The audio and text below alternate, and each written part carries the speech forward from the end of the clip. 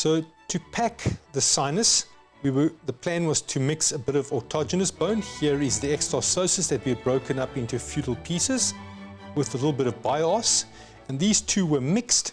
And what I always like to do, if possible, is to collect some additional bone whilst doing the preparation, and also to mix this with a little bit of blood, because especially if it's blood from the bone, because that carries all the genetic information. So when you mix these two, it gives you the best possible outcome.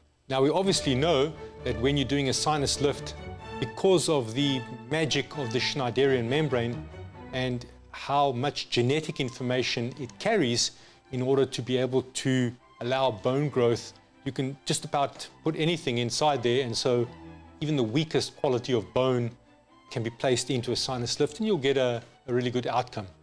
But obviously, when you can, you always try and give the best and highest quality bone, and there's nothing like the gold standard, which is autogenous.